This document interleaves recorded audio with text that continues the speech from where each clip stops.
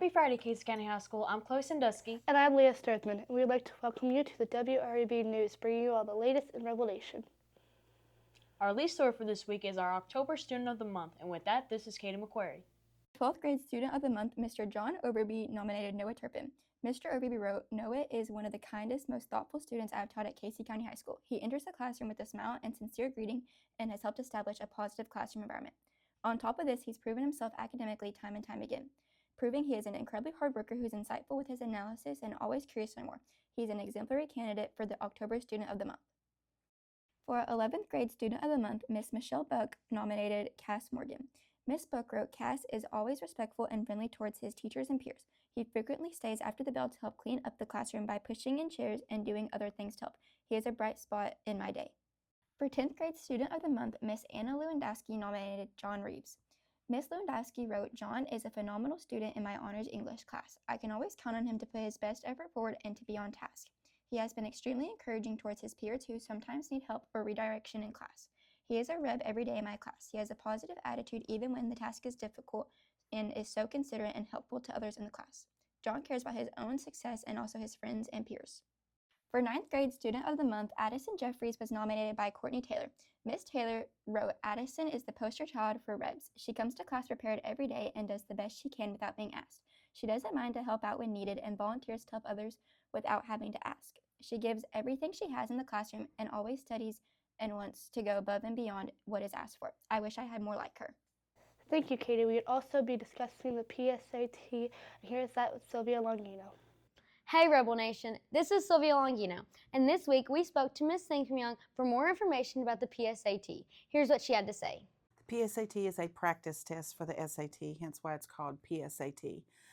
So they will benefit, they'll know the format, they'll kind of know the questions, and just kind of gets them prepared and ready for the SAT in the spring. The SAT is in two parts. There's a reading and writing portion, which is 64 minutes, and then there's a math portion that is 70 minutes.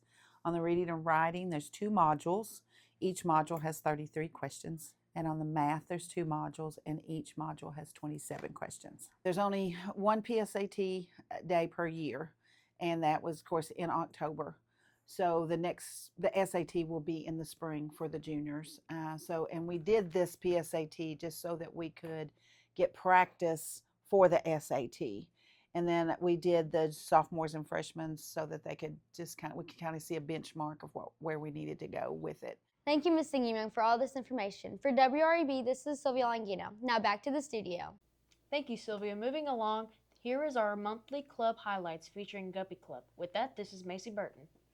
Good afternoon, Kaydee County High School. This is Maci Burton, and today we will be interviewing Miss Johnson about Guppy Club. Let's hear what she has to say. Guppy Club is a club that promotes service and leadership opportunities. Guppy Club is a good way to get a lot of service hours.